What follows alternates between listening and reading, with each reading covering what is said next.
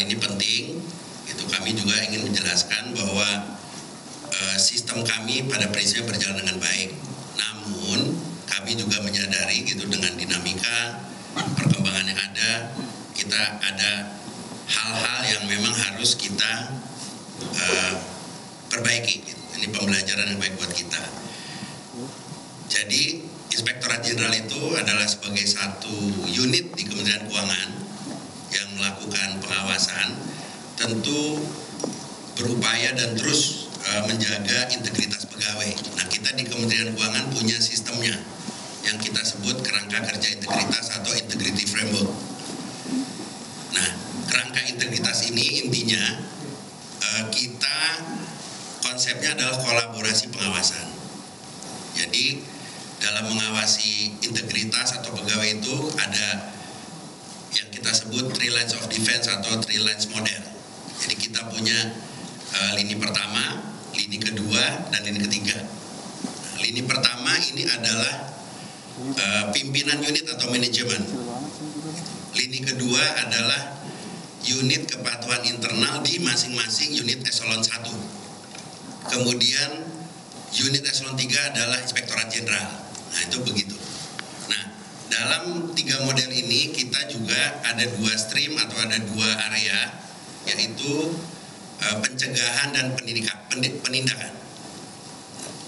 Sebagaimana kita ketahui bahwa instrumen untuk pencegahan kita sudah punya saluran pengaduan seperti WISE, kemudian juga instrumen mengawasi laporan harta kekayaan seluruh pegawai Kementerian Keuangan. Nah, ini sebagai salah satu instrumen dari pencegahan. Kemudian penindakan. Ini juga penting kami sampaikan bahwa kegiatan penindakan yang dilakukan oleh kita pada prinsipnya adalah ranahnya administratif. Jadi maksudnya ranah menegakkan disiplin pegawai Kementerian Keuangan. Nah, kami dalam melakukan tadi pencegahan, penindakan itu berkoordinasi, kolaborasi dengan berbagai pihak, aparat penegak hukum termasuk PPATK. Nah, dalam rangka penindakan, apabila kita menemukan atau melihat ada indikasi tindak pidana, tentu ini nanti ranahnya adalah aparat penegakan hukum. Nah, teman-teman sekalian, tentu itu tadi sekilas tentang sistem kita. Tadi saya juga sampaikan bahwa kejadian hari-hari ini juga menjadi pembelajaran buat kita. Gitu. Ada ruang-ruang yang harus kita perbaiki gitu. Utamanya adalah kalau kita lihat 3 lini tadi, kita juga ke depan akan lebih memperkuat lini pertama, yaitu pengawasan oleh atasan langsung atau pengawasan melekat sebetulnya. Nah, kita juga akan lebih mengintensifkan penggalian atau pemanfaatan informasi gitu yang sifatnya tidak terstruktur seperti dari media atau media sosial.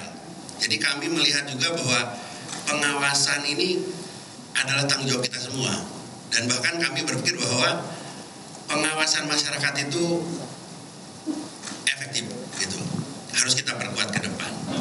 Itu kira-kira teman-teman sekalian gambaran mengenai sistem yang ada di Kementerian Keuangan. Kemudian bagian berikutnya saya akan menjelaskan perkembangan dari pemeriksaan atau audit investigasi saudara RAT. Itjen itu setelah menyelesaikan audit investigasi terhadap saudara RAT. Jadi audit investigasi itu intinya untuk mendalami kekayaan atau harta yang belum dilaporkan, termasuk kalau ada dugaan-dugaan pelanggaran. Kita dalam menangani saudara RAT membentuk 3 tim. Jadi ada tim pertama adalah tim eksaminasi laporan harta kekayaan.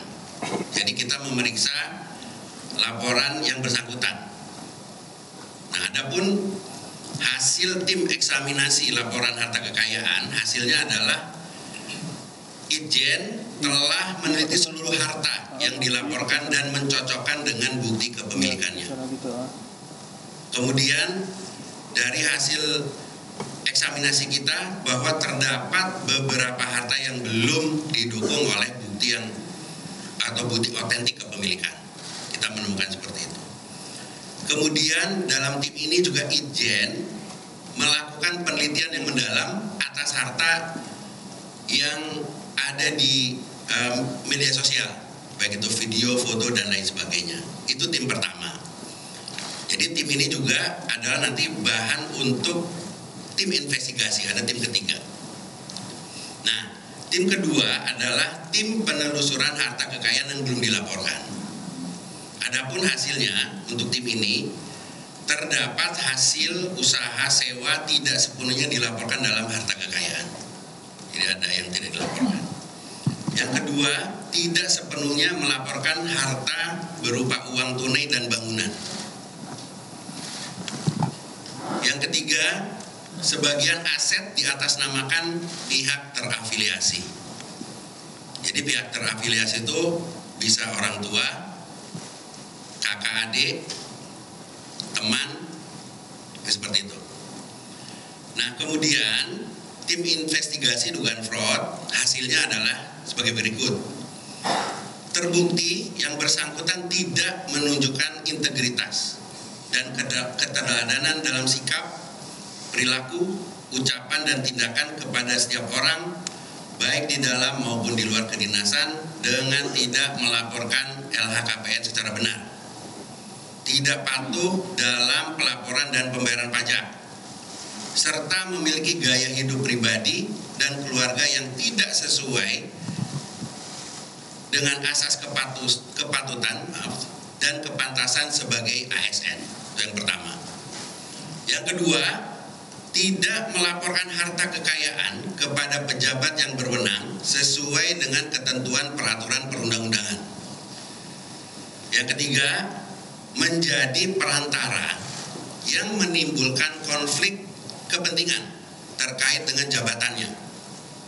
Yang keempat, terdapat informasi lain yang mengindikasikan adanya upaya saudara RAT menyembunyikan harta kekayaan dan sumber perolehannya.